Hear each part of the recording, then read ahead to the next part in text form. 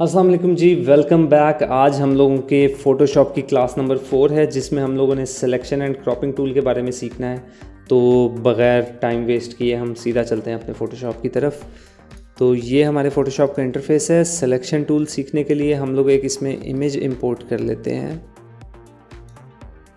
उसके बाद हम इस इमेज की लेयर को अनलॉक कर लेते हैं।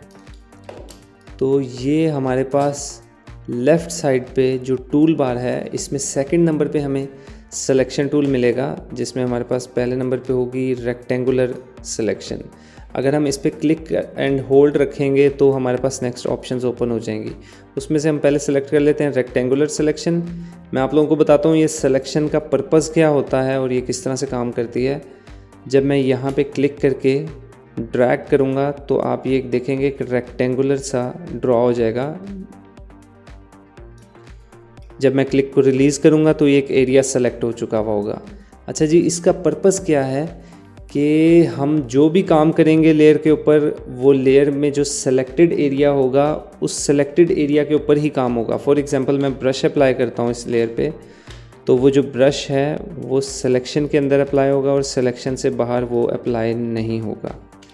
ठीक है जी, तो ये आपने देखा है कि सिलेक्शन का पर्पज़ क्या है। कंट्रोल जी से अंडू करते हैं हम। उसके बाद हम इसकी मज़ीद ऑप्शंस के अंदर जाते हैं कि जब मैं इस पे यहाँ पे क्लिक करके ड्रैग करता हूँ और मैं चाहता हूँ कि इसकी प्रोपोर्शन मेंटेन रहे, यानी ये 1:1 रेशो में रहे, तो मैं शिफ्ट प्रेस करूँगा तो ये प्रोपोर्शन मेंटेन रखेगा। मैं शिफ्ट को छोड़ूंगा तो ये प्रोपोर्शन आउट कर देगा। शिफ्ट प्रेस करूँगा, प्रोपोर्शन मेंटेन करेगा। ठीक है जी। इसी तरह हमारे पास एक ऑल्ट प्रेस करने से जो पेविट होगा वो सेंटर में आ जाएगा, यानी जहाँ से हमने क्लिक करके ड्रैग किया था ये सिलेक्शन का स्टार्ट वहाँ से लेगा। और अगर मैं आल्ट एंड शिफ्ट दोनों इकट्ठे प्रेस करता हूँ तो ये प्रोपोर्शन भी मेंटेन करेगा और पेविट भी सेंटर में रखेगा। ठीक है जी, ये आप लोगों ने खुद प्रैक्टिस करके देखना है, फिर आपको इस चीज़ की ज़्यादा अच्छे से समझ आएगी। उसके बाद हमारे पास सेकंड नंबर पे आता है, अगर हमने राउंड में कोई सिलेक्शन लेनी हो तो वो भी इसी तरह बिहेव करती है। मैं क्लिक करके ड्रैग करूँगा, ये सेलेक्ट करेगा। मैं ऑल्ट प्रेस करूँगा तो ये पेविट सेंटर से एक्सपैंड करेगा। और अगर मैं साथ में शिफ्ट प्रेस करूँगा तो ये अपने प्रोपोर्शंस को मेंटेन करेगा। ठीक है जी, ये हमारे पास हो गया सिलेक्शन टूल। उसके बाद हमारे पास सिलेक्शन लेने के और भी जो मेथड्स हैं हम उनके बारे में बात करते हैं। ये इसी के नीचे हम देखेंगे कि हमारे पास आएगा लेसो टूल। ये किस तरह से बिहेव करता है ये मैं आपको बताता हूँ। मैं क्लिक एंड प्रेस करके रखूँगा, यानी क्लिक एंड होल्ड किया हुआ है, और मैं जब इसको ड्रैग करूँगा तो ये एरिया सेलेक्ट करना शुरू कर देगा। इस टूल को यूज़ करने के लिए आपके पास माउस भी बहुत अच्छा होना चाहिए और आपके हाथ में माउस के कंट्रोल की परफेक्शन भी बहुत अच्छी होनी चाहिए। ठीक है जी, यहाँ पे लाके जब मैं छोड़ूंगा माउस को तो ये एरिया सेलेक्ट कर लिया होगा। ये वाला टूल ज़्यादातर सिलेक्शन में यूज़ नहीं किया जाता है क्योंकि ये इतनी परफेक्शन के साथ सिलेक्शन नहीं ले पाता है।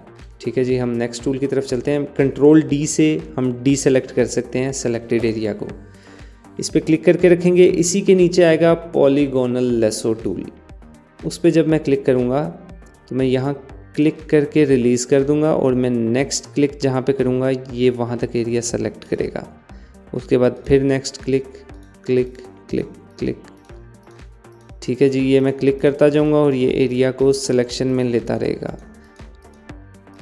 हम बाकी का एरिया रहने देते हैं सिर्फ ये समझाने के लिए। यहाँ पे आके मैं डबल क्लिक कर दूँगा तो जितने एरिया पे मैंने ये लेसो टूल को फेरा था ये उतना एरिया इसने सेलेक्ट कर दिया है। ठीक है जी, इसके बाद हमारे पास तीसरे नंबर पे आ जाता है इसमें मैग्नेटिक लेसो टूल। ये किस तरह से काम करता है, जब मैं क्लिक करके छोड़ दूँगा तो उसके बाद मैं जैसे जैसे इस फूल के एजेस पे माउस को फेरता रहूँगा तो ये खुद ही से एरिया सेलेक्ट करेगा। ये इस तरह से काम करता है कि ये दो कलर्स को डिफ्रेंशिएट करता है और उनके बीच में सिलेक्शन खुद ही क्रिएट कर देता है। ठीक है जी, ये देख रहे हैं आप, मैं कोई क्लिक नहीं कर रहा हूँ और मैंने कोई बटन प्रेस नहीं किया हुआ है, मैं जस्ट माउस को इसके एजेस पे ड्रैग कर रहा हूँ। ठीक है जी, हम इतना ही एरिया सेलेक्ट करते हैं। यहाँ से मैं माउस को इधर ले जाता हूँ, डबल क्लिक करूँगा तो ये एरिया सेलेक्ट कर लेगा। ठीक है जी, उसके बाद अच्छा जी, अगर हम इस एरिया को इस सेलेक्टेड एरिया को कॉपी करके कंट्रोल C से और कंट्रोल V से पेस्ट करते हैं तो ये एक नई लेयर पे पेस्ट हो जाता है। ठीक है, मैं नीचे वाली लेयर ऑफ करता हूँ तो आप ये देखेंगे ये एक नई लेयर पे पेस्ट हो गया है। अगर मैं इन दोनों लेयर्स के दरमियान में एक लेयर बनाता हूँ और उसके ऊपर कोई भी काम करता हूँ, कोई ब्रश अप्लाई करता हूँ, तो वो इन दोनों लेयर्स के दरमियान में होगा। ठीक है जी।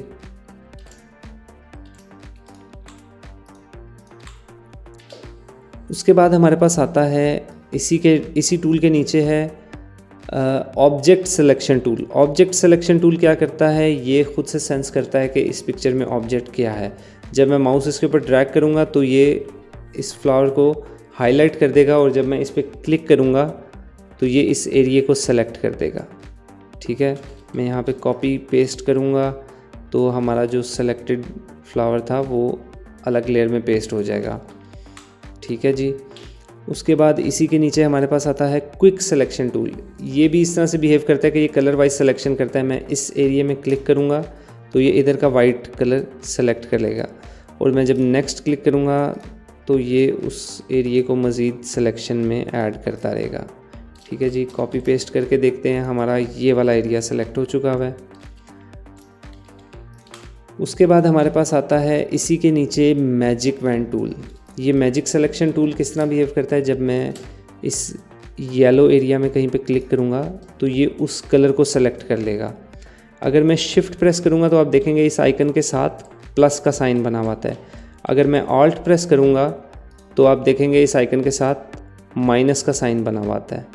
ठीक है, अगर मैं शिफ्ट प्रेस करके कहीं पे क्लिक करूँगा तो ये वो एरिया भी बीच में ऐड कर लेगा और अगर मैं ऑल्ट प्रेस करके क्लिक करूँगा तो ये वो एरिया इसमें से माइनस कर देगा सिलेक्शन का।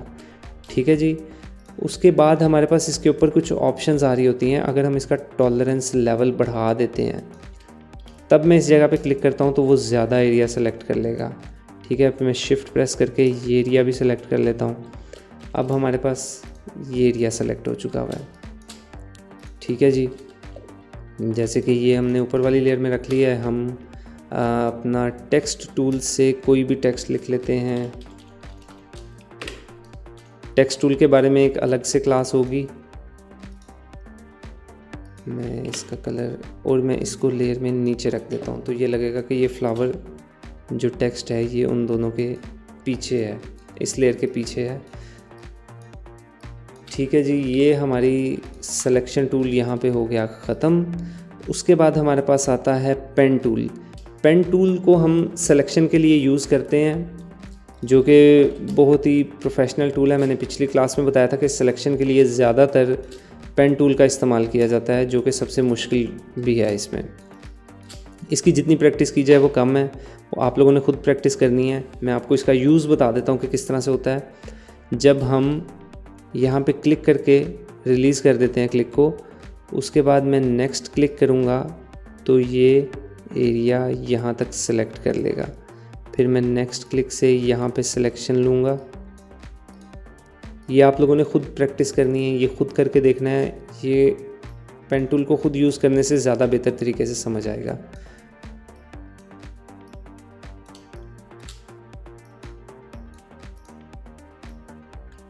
ठीक है जी, हम इतना ही एरिया सेलेक्ट करते हैं और उसके बाद हमने जहाँ से स्टार्ट किया था वहाँ पे आके इसको बंद कर देते हैं। ठीक है जी, ये इतने एरिया पे मैंने पेन टूल चलाया है। अब इसको सिलेक्शन में कन्वर्ट करने के लिए हम प्रेस करेंगे कंट्रोल प्लस एंटर। ये एरिया सिलेक्शन में कन्वर्ट हो गया। हम कोई भी ब्रश अप्लाई करेंगे तो वो उस सेलेक्टेड एरिया में अप्लाई होगा। ठीक है जी, यहाँ पे हो गई है हमारी सिलेक्शन की क्लास ख़त्म जी। एक चीज़ रह गई है इसमें, वो है क्रॉप टूल। जब हम ये वाला क्रॉप टूल यूज़ करते हैं इसलिए कि जब हमारा कैनवस, हमने अपने कैनवस को क्रॉप करना है और अपना जो हमें जितना भी एरिया चाहिए उतना एरिया रखना है हमें कैनवस का, तो उतने पे रख के हम क्रॉप करके एंटर प्रेस करेंगे तो हमारा कैनवस उतने एरिया में क्रॉप हो जाएगा। ठीक है जी, ये बस एक ये सिंपल सा टूल है क्रॉप टूल। तो आज हम लोगों ने सिलेक्शन टूल के बारे में सीखा है। हम इंशाल्लाह नेक्स्ट क्लास में मज़ीद चीज़ें सीखेंगे और तब तक के लिए अल्लाह हाफिज़, अपना ख्याल रखिएगा।